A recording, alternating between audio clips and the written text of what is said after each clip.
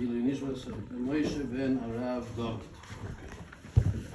So we come to Pas Yisroel, Pas Palter, Pas Akum. People get mixed up. What is it?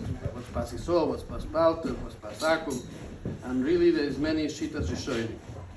Before that, we have to know the makor of the Isur. Where did this prohibition of Chazal start? And it's one of the interesting prohibitions that they were matir to a certain degree. According to some rishonim, to a big degree, and according to some other rishonim, to a middle degree. But there is a heter, except the shitas yechidim, which hold that you need to get what is called Pas Yisroel. So first of all, we need to know that this is midrabanan. There is no isur miduraisa if you are aware of the ingredients that are used for the bread. You are allowed to eat that bread. It doesn't matter who baked it. You know the ingredients. A guy could have prepared it in his house. If you know that I don't want to get into all the intricacies of the halacha of when and how, but if you know that it's kosher, the guy could bake it from today till tomorrow, and there is no isur whatsoever in that bread midoraisa. That being said, there's a Mishnah that tells us that Chazal asked it. The Mishnah says, they are prohibited. This matters of goyim, that goyim do, the products of goyim, they are prohibited, but they're not also banot. And you have two of them over here, and that is ba'pas v'ashem, the bread and oil. And they both have the same, shemen is more extreme, the heter, because this manazeh, just to give an introduction, there's absolutely no prohibition on goyish oil. Yeah. Oil that's produced by a goy. If I know the ingredient that is shemen zayis, that's from olive or whatever product it is, right? I have at mirsas, I have whatever I need to have to be in place that there won't be that he will switch for something which I'm not allowed to eat. It's muter gomer, right? Why do you need ashgocha and ashgochet midis in oil? Because it's very common, even bezman hazeh, that they switch it. They use a lot of animal fats go into that. But midin to rise and the ravonon, although Chazal asked it together with the pas, they were Rabbi, not Rabbi. There was his Rabbi Nesio, which is his grandson. So he just makes that point. Was material completely, right? And we'll see how can you do that. You have a rabbinical prohibition, and comes another version and it's material completely. So for that we need to know who asked pas, bread, and shem. Mitoch Sugya Gemara comes out that none other that these two products were prohibited by Bisilam and Beshamai. The famous Sugya in Shabbos, Yud Ches Dvorim, that Bisilam and Beshamai got together, and then they made a prohibition. And that's from the Yud Ches Dvorim. Why did they prohibit it? So the Gemara explains. They prohibited pas pitom v'shmeino mishum yenom. Bread and oil was also because of their wine. Stam yain, meaning even if I know that the guy did not mean to do it for avodah zarah, I made sure that this guy is a non-believer. He's a secular guy. He's an atheist, right? It's still also his wine, right? According to most shitas, according to all shitas, that's according to everybody, nobody that matter. Wine they prohibited, so you should not get married with Gentiles. Wine produces a kiruv das, and that will create marriage bonds, and we will assimilate. So it's not a racist prohibition. We cannot assimilate, because if we assimilate, what's going to happen? You're going to assimilate, you're going to become a oived avodah zarah. And that's impossible. We can't do that. So pas and shemen is not such a kiruv das. They asked it. Then, because of wine, they wanted that prohibition to stay. And the prohibition of wine is because of marriage with Gentiles. And that prohibition is because you should not come to do avodah zarah. The Gemara goes on, maybe this is the rise, they're not getting into that. So basically, Pas and Shemen were muter mishum b'noisei. Were prohibited mishum b'noisei. Indirectly is so they should not be kiruv das, and you should end up marrying out of the faith. That's the reason that they asked. So how come this is a tail, and how come Shemen is completely muter? So the Gemara, it's very interesting Gemara. Today we're just getting our feet wet. It's going to be a little bit more than that. Two shirim series. There's going to be a few more because we need to know exactly everything that we should know when we're asking for Pas Yisroel. While we're asking, and we're saying I eat Pas Palter, you shouldn't feel that you are doing something which is wrong. The Gemara says on Pas, Omer Rav Kahane, Omer Rav Yochanan, Pas lo utro ve'bezdin. Pas was never permitted in Bezdin.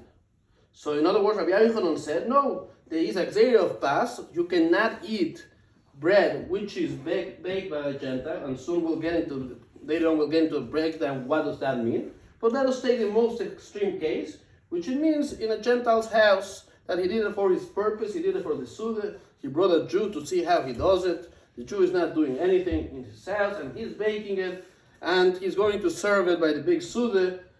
You should know Rabbi Yochanan said, Rav Kahane said in the name of Rabbi Yochanan, he was never permitted it in Bezdin.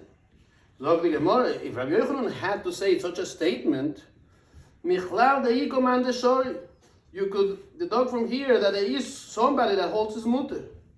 And for the Gemara, there is such a case. And none other than Rabbeinu HaKodesh.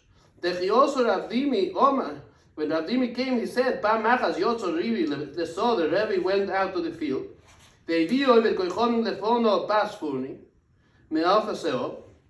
He brought him a bread of a type of oven, which the opening is on the side, special pita type of bread. Omar Rabbi, and Rabbi said himself, I'm not eating it. He said, and he knew that it was for sure nothing non-kosher, nothing tome going into it. How good is this? How beautiful is this bread? So why should we prohibit it? So remember, this is in the field, outside the city. The Gemara asks right away, what do you mean? Why is so? Mishum chasnus. So you shouldn't intermarry. Why did the Chachomim answer it when I'm not in the Goy's house? The people over there thought that Rabbi HaKodesh was matir pas. No more prohibition of pas. They came out in the news and the websites. Rabbeinu HaKodesh was matir bread. Veloi, Rabbi lo eat as a pas. No, he didn't mean to be matir. He was just saying, he was handling and learning. We're in the Soda, why should it be also? Rabbi Yosef corrects his story, and it says, no, he went to a place, and there was not enough bread for the Talmidim, and Rabbi asked for a baker. So this is the first time we introduce Palter. Rabbi asked, is there a baker over here? So they thought to say that he's asking for a baker, he's asking for a Gentile baker, for a Goyish baker. And that's not true. He was asking for a Jewish baker. Then Rav Chelva says, even according to the Mandomer that says that the Palter of Ekoichovim, that there is a eter for a baker's bread, that's only said when you don't have a Jewish baker. But here in Lakewood, where you have a lot of Jewish baker, that would never be mutter. And Rav Yochanan says, that's only in the field, like the beginning of the story, meaning the same Rabbi Yochanan. Even if you're going to tell me there's some sort of eter, it's only in the field. Remember, Rabbi Yochanan is the one that said Rabbi was never matir. So you could be, it's a different Bala Gemara saying this member from Rabbi Yochanan, there is some sort of eter. But there's a matter of problem of chasus. And the Gemara finishes with this. We finish the Gemara, and then we'll see a little bit more in the Gemara. Ivo was a Talmid Chochem. He would eat bread from Avi Mitzri, from an Egyptian. And this is in Babel. Omar lo Rabbi, we say Rav Nachman bar Yitzchok. Rabbi said, and some say Rav Nachman bar Yitzchok said, Loi tishtoil, do not say, don't schmooze in learning with Ivo, because he's not makpin on takonos chazal, tekootzi lachma da'amoy. So if we come to Paskin from the Gemara, you would say that no, the prohibition stands. You can even say something over in learning from somebody that eats goyish bread. Again, so Rove didn't say the okochal pas palter. He said the okochal pito deramoy. He eats goyish bread. So it could be what it's called pas balabais. The palter situation, that could be there is some sort of a day by a baker. Even could be for sure in the Soda, according to Rabbi Yochanan, according to some, even in the city, if you cannot get a Palter Yisroel. But from the end of the Gemara, it seems that once Pas Valabai Shel Akum, that for sure is prohibited, also everywhere. That's how you would say the Gemara. Now, just to explain one very important factor that we need to, and then we'll just say over at Tiferes, and with that we'll finish. Again, how can Rabbeinu HaKodesh be matir if the gzeira of Beishamai and Beisil of the Yudches Dvorim is such tremendous gzeira? How can it be matir Rabbeinu HaKodesh the past, it seems? And according to, and the story with his Einik, Rabbi Yehuda Nesio, which was matir Shemen in Ganzen, completely blanket etter, how can they do it? We know, ein bestin rashai le'atir divrei bestin chaveiro, elo im kein doilo yimeno, bechochmo v'minyan. You need bigger Talmidei Chacham than Beishamai and Beisilel, and you need more people than Beishamai and Beisilel. The situation by the days of Rabbeinu HaKodesh, as big as it was, there weren't enough people bigger than Beishamai and Beisilel, and there weren't even enough Talmidei Chachamim in the amount that they were pre-Churban days when Beishamai and Beisilel made their takomet. So how did that happen? The Gemara comes up with a reason, and that is Sheloi Poshto Isuro Bekol Yisrael. Klal Yisrael, those two things of the Yudches Takones, Klal Yisrael did not accept. Meaning some did, some stopped eating Gentile bread, but it was pretty common to see Prushim, Shometeru Mitzvahs, not Sukim or any other Kathim, that were eating Goyish bread. So it was not accepted, and the Gemara says, a takone which is and even though some were not mekabel, some were mekabel, still a different bestin, if he has circumstances, these two factors. First of all, they weren't mekabel fully, and second of all, it's too difficult. So you could be mevatel that takone bestin. Bestin could be mevatel that takone. That's a tremendous factor, tremendous interesting chiddush. So Rabbi Yehuda saw that it was too difficult with oil, so he was matir in ganzen. And Rabbeinu HaKodesh, Al Kolpon from Pas Palter, he was also matir. Comes Toises, and that's the sheet of the Rosh, the way the Tur quotes it, based on this Gemara, on Lamed Vav, that we just said, that the problem with the reason why they were matir is because Roy Klal Yisrael did not accept it. And that is a takon shein and Roy Vatzivu Yochol Lamoid, it's Posha plain difficult. And Toisa says, oh, I have over here, and we have to be careful with the Lashon of Toises. And this is, Rabbi Seinu Asfardim go crazy about it. Umikan somchu atol le'echol pas sheloivet koichov. From here we base ourselves now, he's talking in Germany, to eat Gentile bread. Kivon sheloi poshat isuro bechol Yisrael.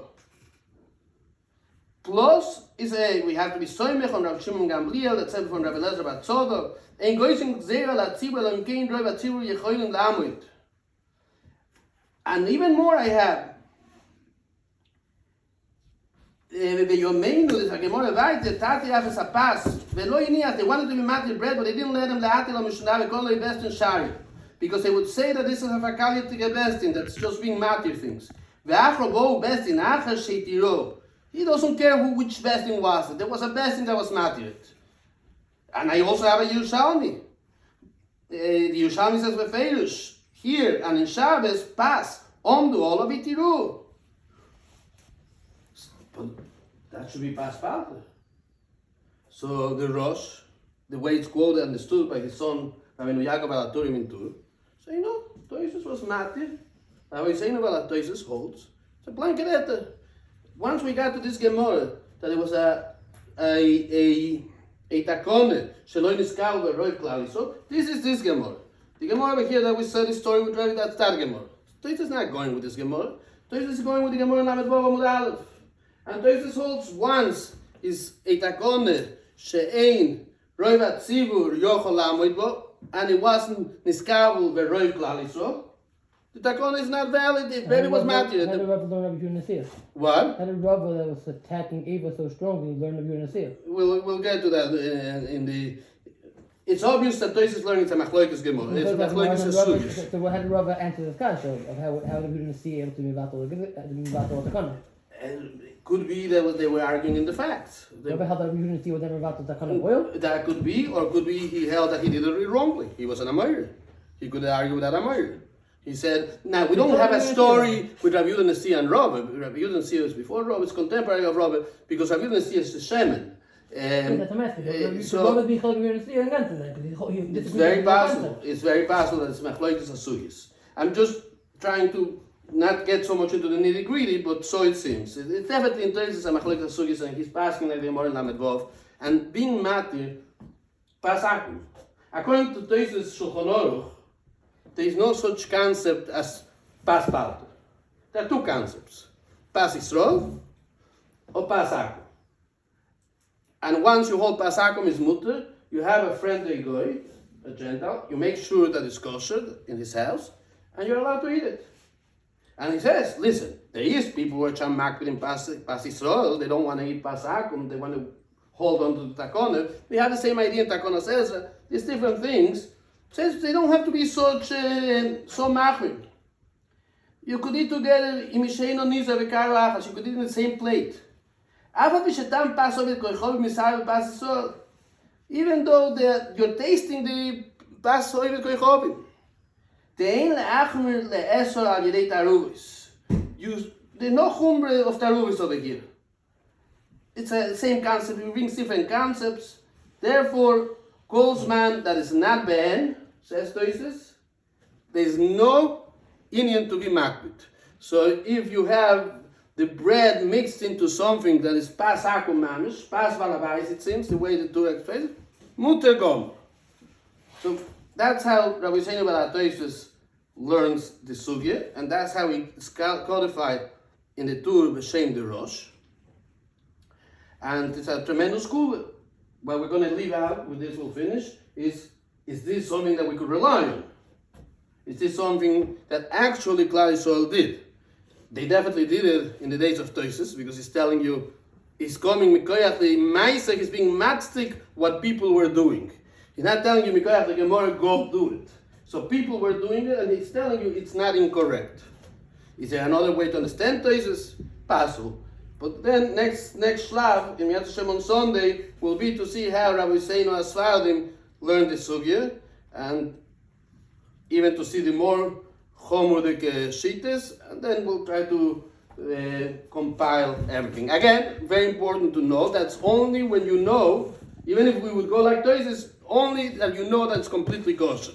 Never, if there's any chash that is using, like in Latin America, right? Usually in Russia and in Europe, it was kimat not benimtza that they use any fats, because there was no fats. But in Latin America, bread is always with lard.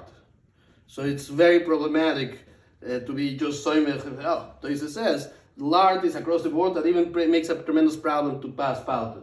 The English don't use lard as much when they're baking, the Americans don't do, but Latin Americans, everything has lard, not vegetable oil. Yeshikoyach.